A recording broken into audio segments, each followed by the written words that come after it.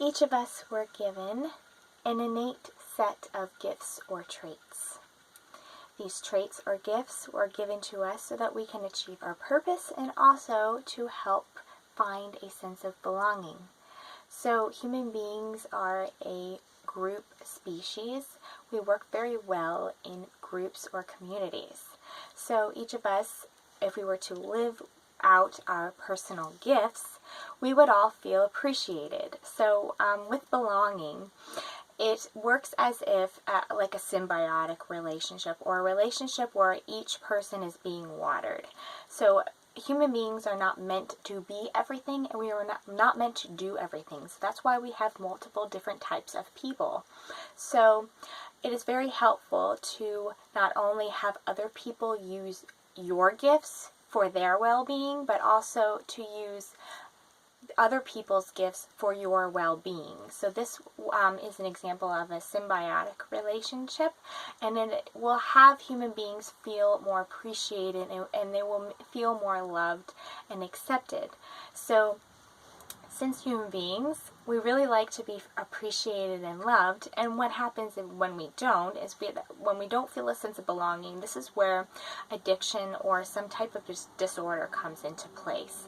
Now, addictions and disorders they have multiple dimensions to them, or multiple things that are involved with it, but typically the basis of all addiction and disorders not only is a sense of belonging, but it is kind of coming into place of something that is lacking.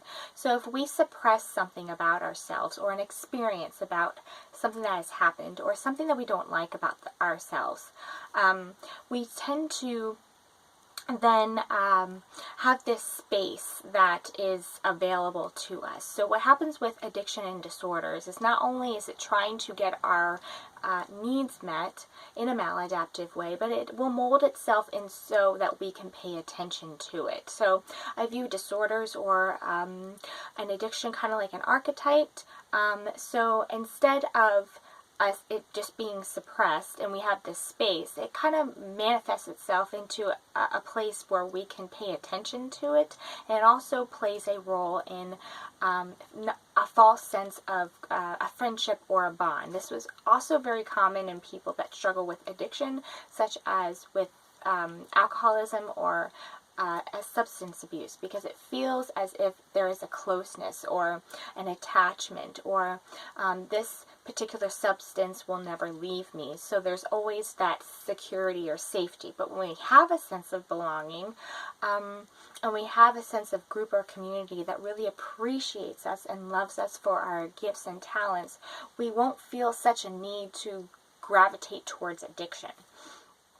So I'm going to give an example, and let's say, for example, a child grows up and she really would like to be a singer, and she has all of the traits and the knowledge and the talent to be a singer. However, in her particular environment, she does not have the ability to sing, or her singing abilities are not accepted, or maybe she has an environment where being a doctor is more accepted. So she might go off to medical school and she might get a degree, but she might not ever become a successful doctor because it's not in her innate trait.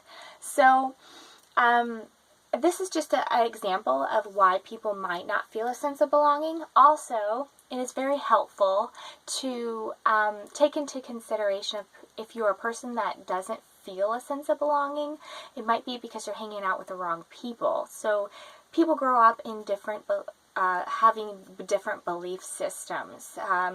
So each system benefits them in some way. So I'm going to give an example. Let's say, for example, someone has a personality trait of a soft, meek, reserved. Maybe they are a person that is very soft-spoken. That is their particular belief system. Now, if you have an individual who is very loud and very boisterous and very friendly, and really has a big personality, The two might not see each other the way that their gifts are trying to be presented. One might think that the person that is overly friendly is too aggressive or too boisterous, and they might not be able to see that this person is really friendly and outgoing and loving. And this person that is really outgoing and friendly might not see the person that is soft and sweet. They might see them as somebody that's insecure or socially awkward because the two belief systems are clashing. So you might want to find other people that really appreciate or have the similar belief systems that you do. This will greatly help with a sense of belonging. So it's also very helpful to live through your innate gifts or your innate traits. And your innate gifts and traits will oftentimes give you great joy very naturally. There won't be a lot of thought process in it. It will just more be like a natural feeling, and it will also give you great joy, and it will the right people will be able to benefit from it as well. So thank you guys so much for watching, and I hope you enjoyed this video, and I will see you on my next video, guys. Have a beautiful day. Bye.